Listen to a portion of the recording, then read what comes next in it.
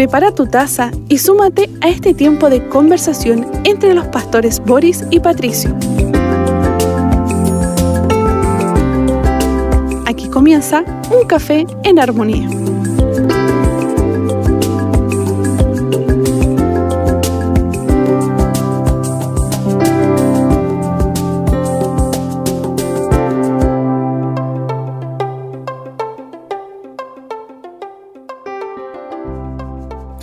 Les saludamos en el amor del Señor. Qué lindo poder reunirnos nuevamente en esta oportunidad para compartir un café en armonía. Un abrazo cariñoso, caluroso para cada uno de ustedes, para compartir, para recorrer la palabra del Señor, en este caso el libro de los Salmos. Y estamos ya con el pastor Patricio Curinao. Dios te bendiga, pastor. ¿Cómo estás, pastor amado? Gusto de saludarte una vez más en este tiempo tan esperado en el Señor para compartir junto a la audiencia de Armonía la palabra del Señor, como ha sido, ¿cierto?, la tónica de cada viernes aquí en el libro de los Salmos. Así es, en la Biblia en el libro de los Salmos, y ya estamos en el Salmo 40. Y hoy día nos corresponde ya la última parte de este salmo hermoso, de los versos 13 hasta el 17, un pasaje maravilloso, como todo el salmo, que habla de la liberación del Señor, el sustento del Señor, la confianza que tiene el salmista, pero no con preocupaciones legítimas, ¿no? Así que vamos a darle lectura a esta palabra del Señor para después comentar y caminar en esta escritura preciosa. Dice la palabra del Señor, Salmo 40, versos 13 al 17, de la siguiente manera. Ten a bien, oh Señor, libertarme. Apresúrate, Señor, a socorrerme. Sean avergonzados y humillados a una los que buscan mi vida para destruirla. Sean vueltos atrás y cubiertos de ignominia los que se complacen en mi mal. Queden atónitos a causa de su vergüenza los que me dicen: ajá, ajá, regocíjense y alégrense en ti todos los que te buscan. Los que aman tu salvación, digan continuamente: engrandecido sea el Señor. Por cuanto yo estoy afligido y necesitado, el Señor me tiene en cuenta. Tú eres mi ayuda y mi libertador. Dios mío, no te tardes. Bueno, gracias por esa lectura, pastor. Estamos ya viviendo los últimos versículos de este llamativo Salmo 40, en el cual hemos encontrado tantas veces refugio, tantas veces fortaleza para situaciones de crisis, y crisis que en el caso del salmista profundizaron también su fe y su devoción para con el Señor al encomendarse básicamente a Dios en medio de sus crisis. Se dice que una crisis, pastor, es cuando a un ser humano ya se le agotan los recursos naturales que tiene para poder solucionar las situaciones o problemas difíciles que le han acontecido. Y David tenía una forma particular de vivir sus crisis, y también otros salmistas acá en este hermoso libro, de encomendar sus vidas al Señor, de clamar al Señor, de invocar su nombre y de decirle al Señor todo lo que han estado sintiendo en una situación particular como la que le tocó a vivir a David aquí en este salmo. Así es, este Salmo 40, dicen los comentaristas bíblicos, que probablemente haya sido este salmo parte de las liturgias que se utilizaban para suplicar la intervención de Dios ante la proximidad de alguna crisis nacional. Es decir, lo usaban para poder recurrir y recordar las intervenciones poderosas de Dios. De hecho, en la primera parte del Salmo 40, que posiblemente sea de las más conocidas, ¿no? Acerca de que me hizo sacar del pozo de la desesperación del lodo cenagoso. Experiencias que guardan relación con justamente las crisis personales que hemos vivido o que estamos, y que hemos visto la intervención de Dios. Este salmo que va pasando el salmista desde la confianza, y después vuelve a mencionar algunas crisis que vienen a su vida, como la vida misma, ¿no? No es una vida lineal, pareja, sino que hay momentos de valles, de alturas y valles. Nuestra vida es así. Dos cosas que me gustaría rescatar de lo que has dicho, pastor: el hecho de que, como era un salmo que que se recordaba, ¿cierto?, en momentos de crisis y en las liturgias propiamente tal. Qué bueno que también nosotros lo recordemos. Cuando las crisis vienen a nuestra vida, recordar este salmo, así como otros, pero particularmente este, también nos ayuda a enfocar nuestra realidad en la perspectiva de Dios. ¿Ah? Y eso de que tú estás comentando, de que el mismo salmo tiene declives, no es un terreno lineal, eso es muy interesante porque en medio de una prueba pasamos por altos y bajos. Nuestra confianza se perfecciona, pero a veces también, dependiendo de la prueba, tendemos nuevamente quizás a desmayar o a cansarnos, básicamente por la espera, ¿no? Y ahí volvemos nuevamente a tomar fuerza porque Dios, su mirada está sobre los que le temen, dice otro salmo, ¿cierto? Y esperan en su misericordia.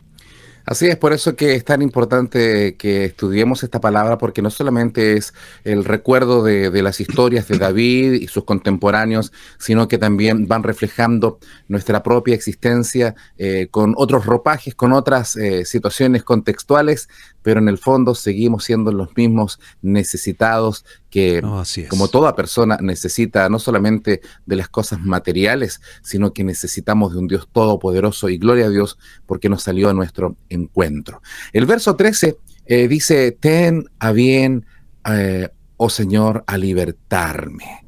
Que acá el salmista está pidiendo, ¿no es cierto?, el sustento, el socorro. La necesidad del salmista se hace tan patente frente a las dificultades, la necesidad que tenemos todos de poder buscar del Señor, y qué bueno es poder tener a un Dios todopoderoso que está atento su clamor, al clamor de su pueblo, de sus hijos.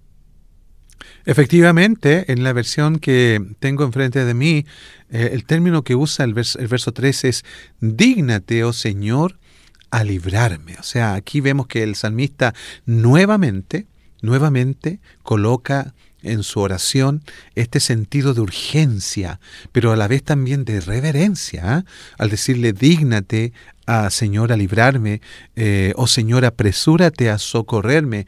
Esto es una situación que requiere la intervención de Dios. Y obviamente en la dimensión de tiempo en la cual nosotros vivimos, deseamos que esto ocurra lo más prontamente posible. Cada crisis, cada situación difícil, adversidad, calamidad, tragedia, es obvio que el ser humano requiere una intervención rápida, una ayuda inmediata. Ahora, lo cierto es que más allá de la oración que David o el salmista está haciendo acá, el Señor tiene su tiempo exacto para poder obrar en sus hijos. Recordemos que Dios en medio de la prueba está produciendo algo en nosotros. No es simplemente una prueba que tiene un comienzo y un final. No, entre medio, ¿cierto? Dios está produciendo el carácter de Cristo en nuestras vidas.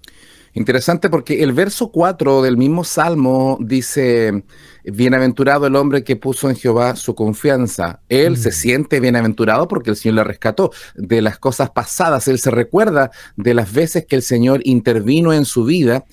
Sin embargo, las crisis no ocurren solo una vez y aprendemos la lección y después nunca más tenemos un problema. Ojalá fuera así, pero eso no es así. Son múltiples las veces que hemos tropezado, que hemos incluso dudado, que hemos caído, y de todas ellas, como dice también la Escritura, nos levanta, nos bendice el Señor. Esto nos habla de las experiencias continuamente. No basta solamente con tener una experiencia de vida. De hecho, el Señor no es solamente Dios del pasado, es Señor del presente y del futuro. Por lo tanto, no solamente vivamos de los testimonios pasados, los recordamos con gratitud, pero Dios sigue actuando en este tiempo. David sigue siendo bienaventurado, pero un bienaventurado que también pasa por valles, igual que los hijos del Señor en este tiempo, como usted y como yo. Quieras, oh Señor, librarme. Señor, apresúrate a socorrerme. Sentido de urgencia. Cuando estamos pasando por dificultades, queremos que las cosas se solucionen ya, de inmediato. Y es algo absolutamente humano, es absolutamente entendible, y de hecho todos nosotros hemos también quizás orado en esa dirección. Señor, que mi problema se solucione ya. De hecho hay personas que también de alguna forma son son llamadas a un evangelio utilitarista. Es decir, que dicen, acércate al Señor y tu problema se va a solucionar, va a dejar de sufrir de inmediato. Bueno, nosotros no enseñamos eso. Lo que sí enseñamos es que Dios tiene autoridad sobre las crisis, pero respecto a los tiempos, el Señor sabe el momento indicado. Lo que nos queda a nosotros es esperar, confiar. Aún así, podemos clamar y orar como lo hace David. Apresúrate, Señor, a socorrerme. Exactamente, porque pareciera que en una crisis el tiempo se detuviera, todo fuera más lento, por lo tanto somos más sensibles al dolor, somos más propensos a la desesperación, porque vemos que la solución no es inmediata, pero ahí es donde nosotros, como bien dice el Salmo, debemos orar, debemos clamar, debemos usar estos recursos espirituales que el Señor nos ha dado para que podamos tener mediante la fe esa espera, ese compromiso con Dios, porque la fe, la verdadera fe en Dios, la verdadera confianza en Dios invita o nos desafía a comprometernos en esperar también al Señor y no buscar una ayuda rápida, no buscar una solución rápida, que por lo general puede también hacer que ese pozo de desesperación que habla en los primeros versículos de este capítulo pueda profundizarse más.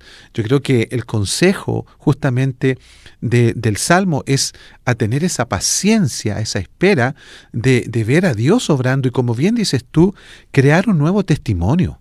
Porque a veces nosotros vivimos de testimonios pasados.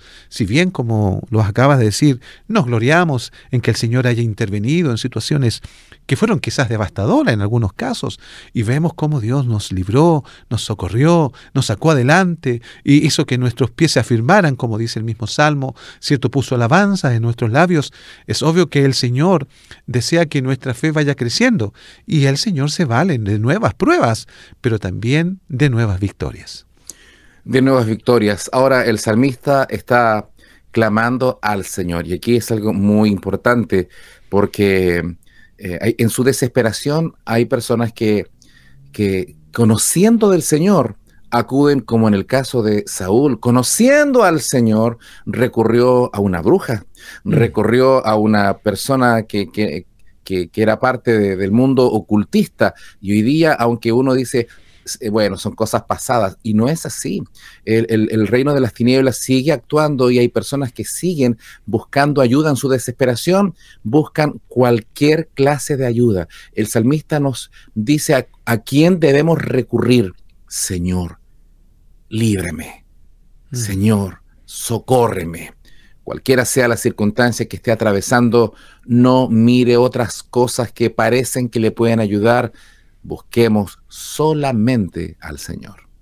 Ah, sí, eso me hace recordar que aquí hay ciertos dichos populares en nuestro país que nos hacen a veces, en medio de las crisis, atenderlos de manera especial. Se habla de tener santos en la corte, por ejemplo, donde uno se refiere justamente a ciertos contactos que pudieran sacarme de una situación en la cual quizás tuve una participación incorrecta, o también se le llama coloquialmente pitutos, ¿cierto? Aquellas personas que a través de la ilegalidad pudieran salvarnos de una situación en la cual por irresponsabilidad o por el pecado de otros fuimos involucrados.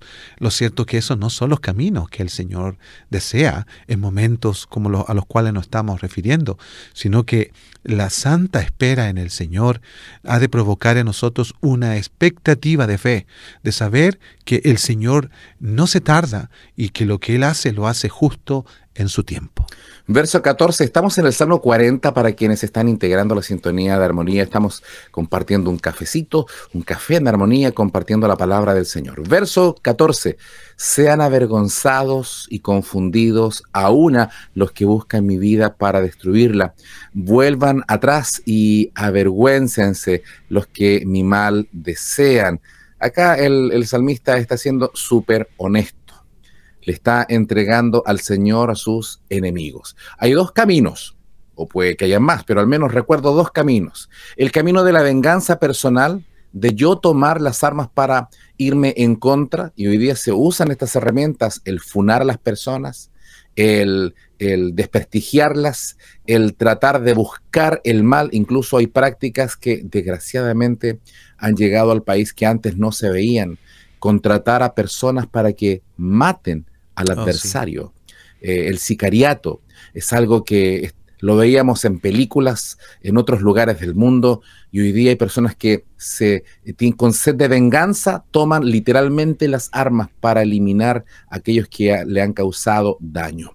Acá el salmista lejos está de aquello. No lo hizo con su enemigo número uno que tenía cuando le buscaba para matarle al rey Saúl. Nunca pudiéndolo, tuvo a la mano para asesinarlo, pero no alzó su mano, cortó un pedazo de vestimenta, pero a él no le tocó con el arma. Esto habla de que él descansó dentro de su dolor, no cobró venganza. Lo que sí pudo hacer es encomendar su causa al Señor. Este es un principio, es interesante porque estamos en el Antiguo Testamento, y en el Antiguo Testamento se permitía la venganza, pero ahora, con la gracia de Jesucristo, el Señor dice que ya no nos venguemos, que dejemos eso al Señor, que ya no nos levantemos para nosotros buscar la venganza. Y el salmista también lo expresa, que el Señor sea que los confunda, los avergüence y que vuelvan atrás, pero no Él, sino que se lo entrega al Señor. En su dolor expresa estas palabras.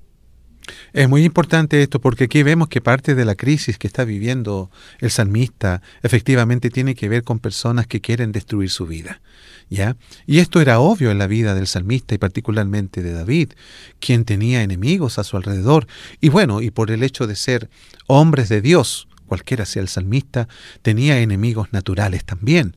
Y es bueno saber que lo que hace acá básicamente salmista es encomendar a sus enemigos al Señor, en el sentido de que sea Dios quien los trate, ¿ya? Y no uno, porque la tendencia también humana, a propósito de la venganza que tú mencionabas, es que a uno se le puede pasar la mano.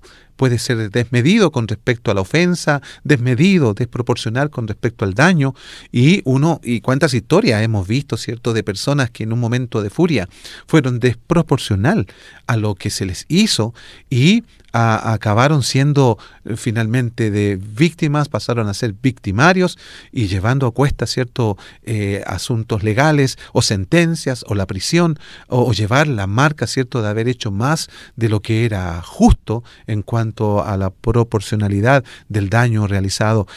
Nosotros no somos llamados a tomar venganza, lo dice también el Nuevo Testamento. El apóstol, ¿cierto?, decía y recordaba a los creyentes: mía es la venganza, yo pagaré, dice el Señor. Por lo tanto, debemos apartarnos de ser nosotros mismos jueces en circunstancias difíciles, como lo indica este versículo, y debemos dar lugar al juez que es justo, al juez de toda la tierra.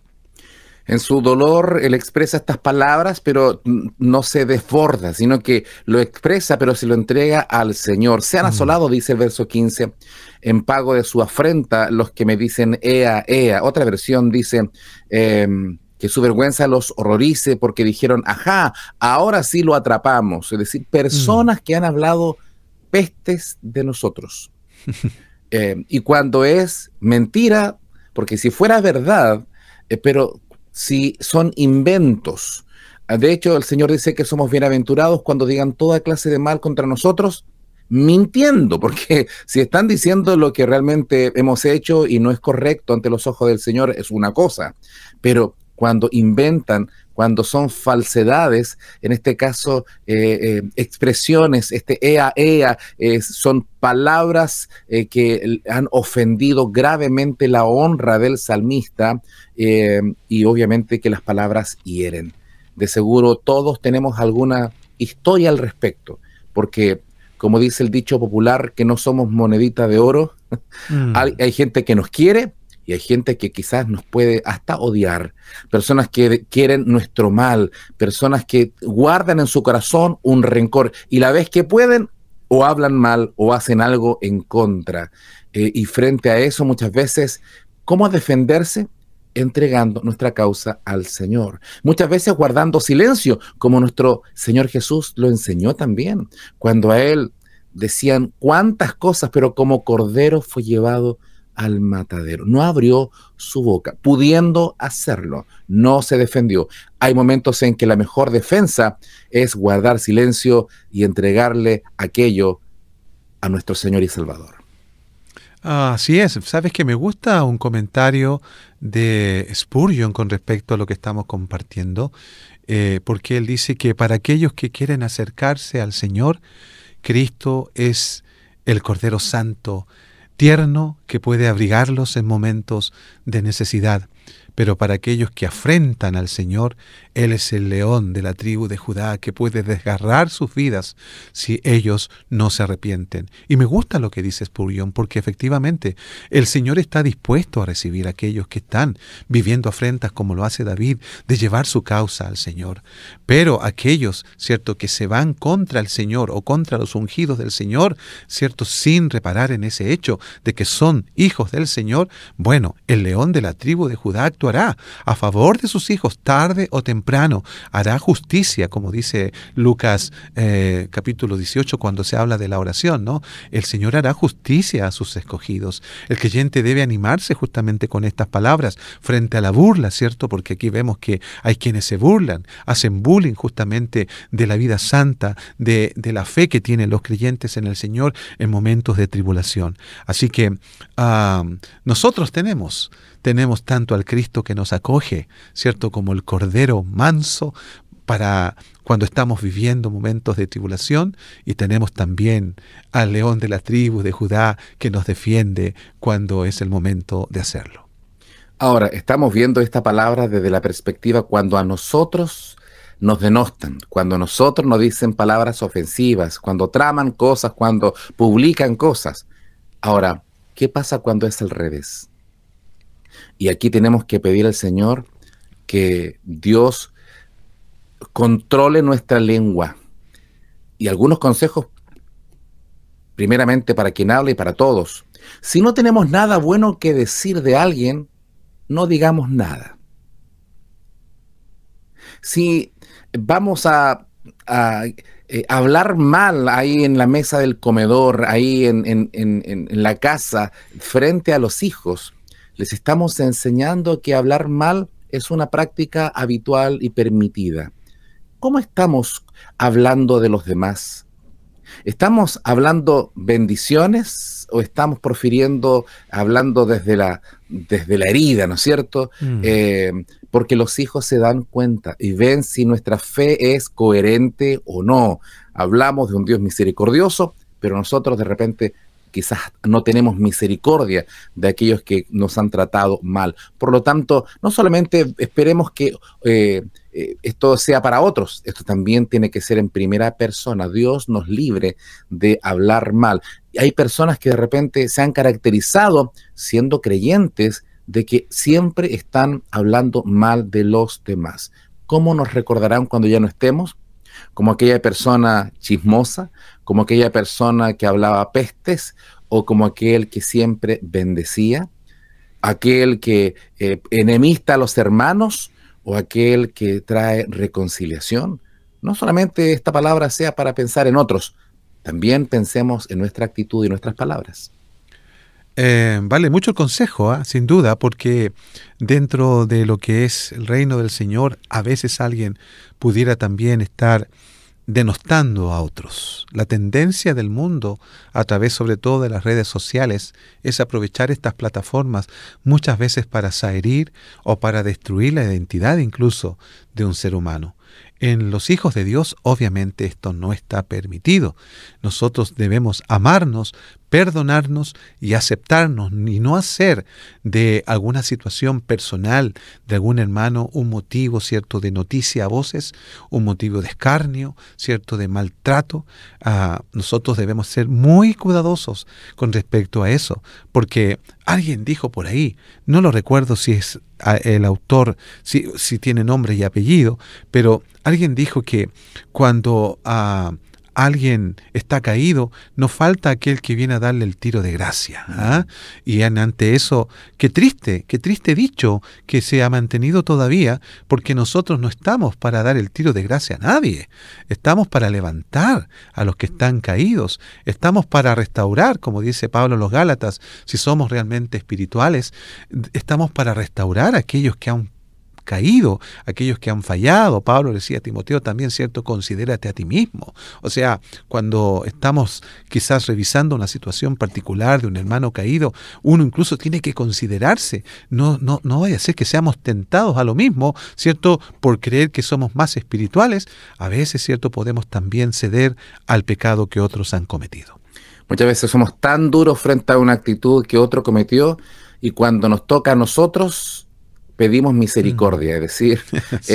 Nos puede pasar. O cuando la hija de otra persona cometió un error, otro es tan duro hasta que el hijo o la hija comete algo similar, y ahí también se pide misericordia, es decir, el Señor nos ayude a ser creyentes verdaderos. Ahora, es interesante porque estamos en Salmo 40, 13, 14 y 15, pero en el verso 16 hay un giro, hay un cambio, hay un lenguaje que cambió absolutamente. Se ha estado dirigiendo el salmista al Señor, entregándole su causa, pidiendo liberación, pidiendo socorro, pidiendo que los que lo persiguen sean confundidos, avergonzados, pero en el verso 16 ahora no se va a concentrar en sus enemigos, sino que se va a concentrar en aquellos que son parte del pueblo de Dios, aquellos que esperan en el Señor. Estos pasajes son preciosos, que han generado también alabanzas, composiciones. Verso 16, gócense y alégrense en ti todos los que te buscan, y digan siempre los que aman tu salvación, Jehová sea enaltecido. Interesante porque dicen gócense y alégrense, no es la venganza, que es como si hubiésemos hablado que es lícito vengarnos unos a otros, bueno, pero acá no, acá tanto cuando necesitamos que el Señor nos ayude frente a que nuestros enemigos, se lo entregamos a Dios, pero nuestras alegrías, así como nuestras penas se las entregamos a Cristo, ahora nuestra alegría radica en Él. Nos podemos gozar y alegrarnos en nuestro Dios. Y qué lindo es que no estamos solos. Ay de aquel que esté solo, como dice el libro de Eclesiastés, porque cuando cayere no habrá quien le levante. Qué bueno es rodearnos del pueblo de Dios. Por eso siempre recalcamos la importancia de la iglesia local, donde hay hermanos que nos contienen, que nos ayudan, que nos afirman, y que juntos podemos buscar al Señor. Es muy interesante esto, pastor, porque hablo desde mi propia realidad. Cuando me reúno con los hermanos, y cuando hay alabanzas, y cuando hay oraciones fervientes, y cuando hay momentos para saludarse, esos son momentos en que la vida de un creyente es alentada. Puede llegar a un servicio uno a veces abatido por las circunstancias. ¿Cuántas veces nos ha pasado eso? Preocupado, ¿cierto? A veces también triste, melancólico, ¿por qué no decirlo? Pero cuando se enfrenta a una realidad congregacional, como la que demuestra aquí David, hay cosas que cambian, fíjate. Hay cosas que el ánimo es restaurado, el ánimo es devuelto, la alegría, la sonrisa vuelve a nuestros rostros. ¿Por qué? Porque estamos con aquellos, ¿cierto?, que buscan al Señor, y eso incluso nos anima a nosotros también a buscar al Señor y a decir con nuestros labios todos juntos ante el Dios que nos ha salvado, aquellos que aman la salvación del Señor, sea enaltecido el Señor. Nace la alabanza espontáneamente. Ahí nos unimos al canto de la banda, del coro, ¿cierto?, que está glorificando al Señor. ¿Por qué? Porque Dios es el que salva. Ya somos salvados por medio de la fe en Cristo, pero también nos salva el Señor de otras situaciones, y ya estando juntos alabando, nos salva de nuestro pesimismo, que a veces están dependiendo, ¿cierto?, la estructura emocional de cada uno. A veces el Señor también en medio de la congregación nos salva del pesimismo, nos salva de la nostalgia, y nos permite elevar cantos de alegría a nuestro Dios. No estamos aquí para juzgar a nadie, porque el Señor conoce a cada uno de nosotros. Pero qué distinto es cuando en nuestras crisis nos concentramos en el dolor. Qué diferente es cuando en la casa a medianoche o en cualquier momento del día, pensamos en la persona que nos dañó y le damos vuelta y vuelta. Las noches son interminables, no se puede dormir porque pensamos esto y aquello, qué hubiera hecho, qué hubiese pasado si lo hubiera hecho de esta otra forma, qué le hubiese contestado, o empezamos a armar, ya voy a decirle esto con rabia, voy a tratar de decirle algo peor. Cuando nos concentramos en el dolor, nuestro destino es sufrimiento. Cuando nos concentramos en la venganza, cuando nos concentramos a ver qué voy a escribirle, cómo hago sufrir a esta persona, nos quedamos en el fango de la desesperación, de donde el Señor quiere sacarnos, como el mismo Salmo lo expresa. Así que ese es un camino. Hay personas que viven en depresiones, en angustias profundas y no pueden salir porque viven concentrados en el dolor. Insisto, no es para juzgar a nadie, pero el camino que nos muestra ahora el salmista es concentrarse no en su problema, sino gozarnos y alegrarnos en Dios, en nuestro Señor y Salvador, en todos aquellos que buscan y buscamos al Señor, sí, con lágrimas, con nudo en la garganta, muchas veces sin poder expresar. Alguien en algún momento me compartía que no le salían palabras y que al llegar a la casa del Señor lloraba y lloraba y lloraba porque era su forma de expresar al Señor, pero iba a la congregación en medio de su dolor y muchas veces con un poco de vergüenza, quizás qué van a pensar de mí, decía, y capaz que piensen que es mi esposo, no es mi esposo, es otra situación, pero participaba y muchas veces en ese lenguaje de ir a la casa del Señor con dolor, con la carga, pero el congregarse, el participar, ya es el camino de restauración. Buscar el gozo, dice, los que aman tu salvación.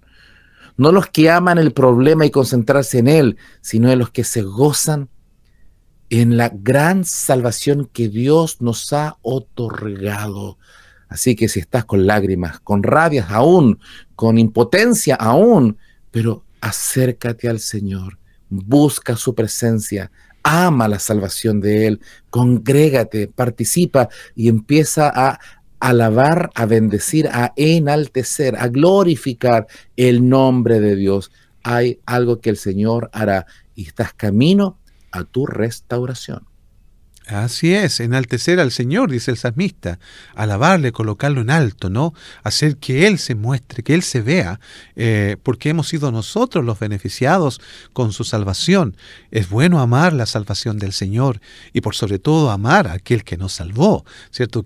Porque la salvación es un fruto de su amor para con nosotros cuando nosotros hemos depositado nuestra fe en el Señor. Por lo tanto, hay que gozarse, hay que alegrarse, los que están buscando al Señor, que también repitan sin cesar, dice esta versión, los que aman tu salvación, el Señor sea enaltecido. El Señor no necesita que le enaltezcamos, no va a ser más grande o más pequeño porque nosotros cantemos o no cantemos, o expresemos o no expresemos. Enaltecer al Señor nos hace bien a nosotros. El Señor es independiente en su soberanía, Él es absoluto, Él no depende de nada ni de nadie. Él es Dios todopoderoso, es el gran yo soy. Pero exaltar el nombre del Señor, hablar bien del Señor, llenar nuestra boca de alabanza, empieza a hacer algo, a restaurar nuestro interior.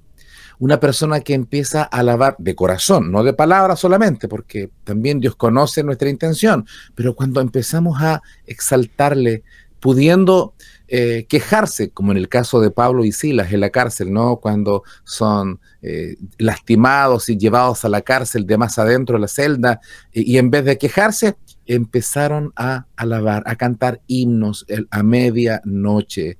Es un tema de actitud. ¿Qué le parece si bendecimos el nombre del Señor? ¿Qué le parece si hay mil maneras de hacerlo? No hay una sola.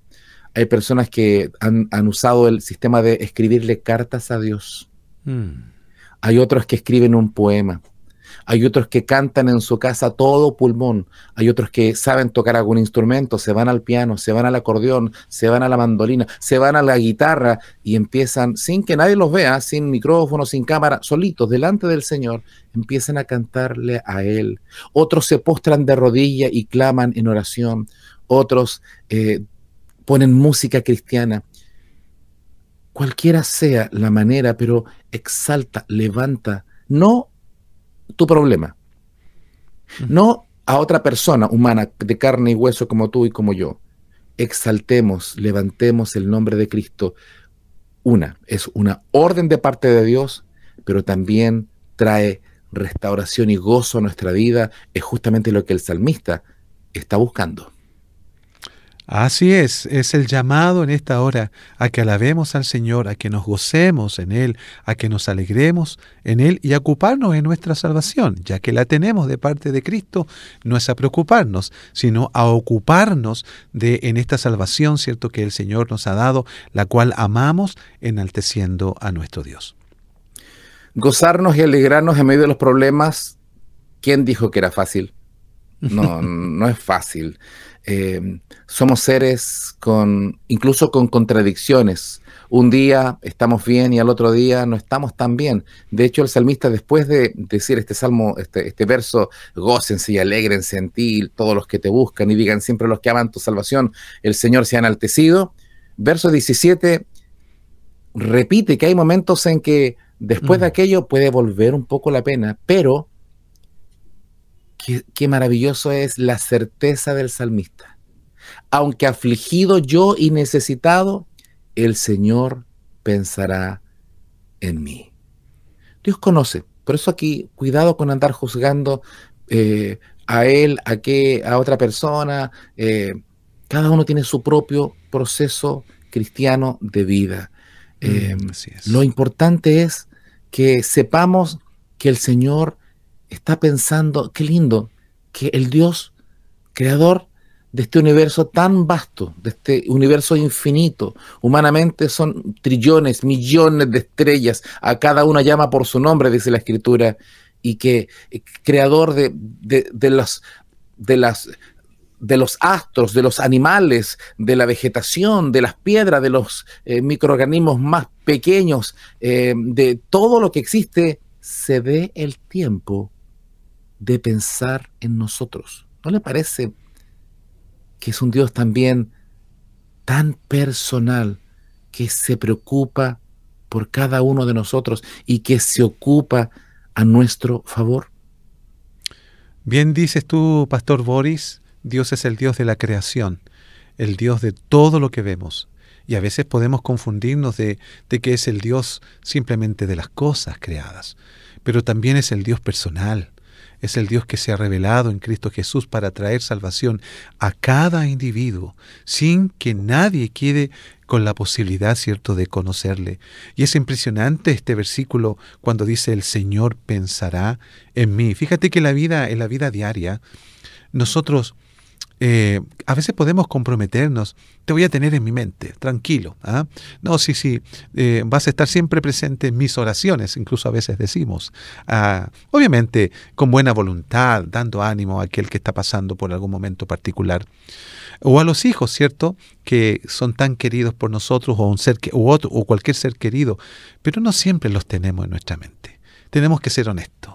Hay tantos trajines, hay tantas responsabilidades que no siempre están precisamente en algún pensamiento nuestro. Nos volvemos a acordar de ellos durante el día, claro que sí. O algún amigo al cual a veces nos comprometemos a tenerle presente, pero también no es un olvido, ¿cierto?, en sí voluntario de querer olvidarnos de él, pero nosotros no podemos tener a las personas siempre en nuestra mente. Pero Dios sí. Dios aquí dice que Él nos tiene en nuestra mente. Somos objeto de su cuidado. Somos objeto de su amor. La Escritura dice que Él incluso nos nos amó y nos pensó antes de la misma creación. Eso da a entender que la memoria de Dios, que es infinita, que sus pensamientos son totales y completos, puede tener el nombre de cada uno de nosotros ahí en su mente cada día, cada noche. Por lo tanto, esta es una revelación aquí en la palabra que debe iluminar nuestras mentes sobre todo en momentos en que la soledad y el dolor están presentes. Creemos que estamos olvidados de Dios. Lo que pasa es que hay tinieblas, ¿cierto? Hay oscuridad que se ha interpuesto entre lo que Dios está diciendo aquí en su palabra y nuestra propia realidad. Dios siempre nos tiene en su mente porque somos sus hijos. Esto es precioso, es muy restaurador, porque cuando alguien sufre una crisis emocional, cuando alguien tiene un quiebre sentimental, cuando hay una crisis personal, cuando se sufre el abandono de la persona amada, cuando se viven estas crisis, las depresiones son muy profundas. Y muchas veces la conmiseración comienza a ser pan de todos los días. Es decir, ensimismarnos, que pobrecito de mí, que yo soy el único que sufre, y empezamos a pensar, y el enemigo exacerba aquello de que somos los únicos en la tierra, que nadie nos entiende, que todo el mundo está en contra nuestra, y el enemigo pondrá esos pensamientos, incluso personas que estarán pensando en decir, no me queda otro camino que quitarme la vida. Y sí, quizás en esta hora haya personas que han acariciado esos pensamientos de muerte. Han pensado que todo el mundo está en tu contra, que no eres amada, que quizás estás solo, sola, y vienen estos pensamientos de indignidad, que no valgo nada, y que pareciera el suicidio es el único camino. Y el Señor te está recordando en esta hora que Él piensa en ti, que el Señor te ama con amor eterno, que Él entregó su vida para darte salvación y vida eterna. Por lo tanto, hay esperanza. De hecho, termina este capítulo expresando una declaración, después que ha andado por arriba y por abajo, ha estado allá en la cumbre del gozo y también en el valle del dolor, incluso en el lodo cenagoso, y el Señor le ha sacado, lo ha puesto sobre peña firme.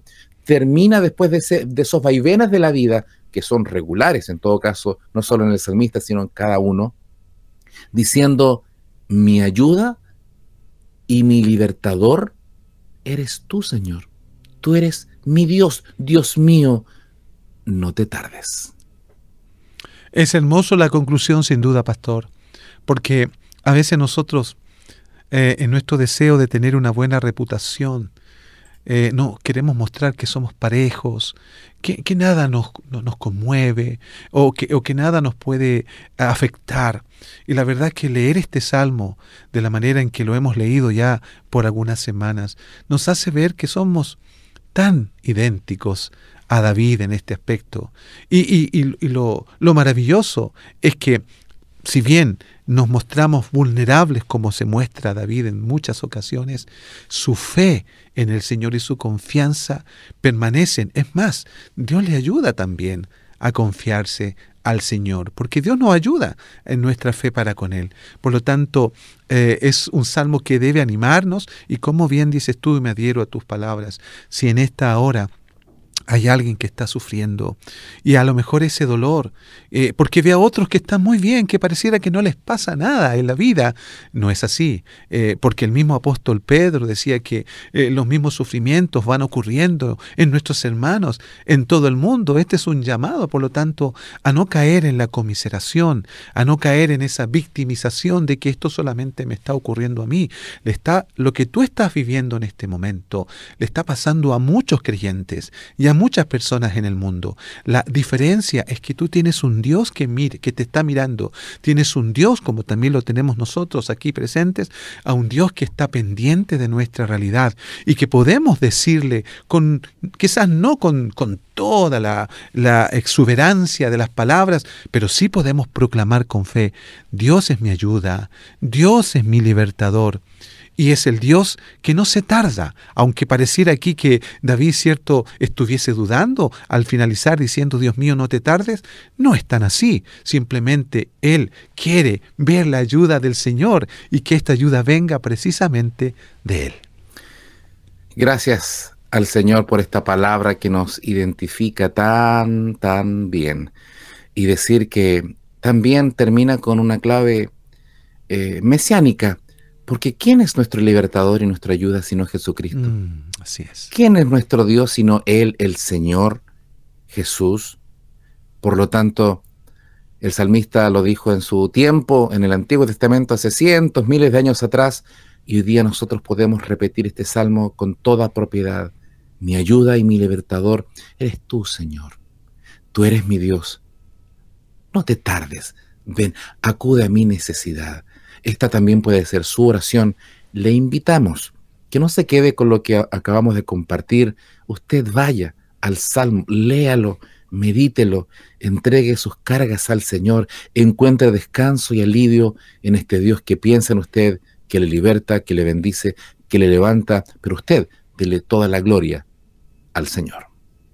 Amén. Amén. Muchas gracias por haber estado con nosotros en sintonía, que el Señor le bendiga y si el Señor así lo permite, volveremos a compartir otros Café en Armonía con otra palabra del Señor, con otro salmo, así que nos vemos en esa oportunidad. Bendiciones. Bendiciones del Señor.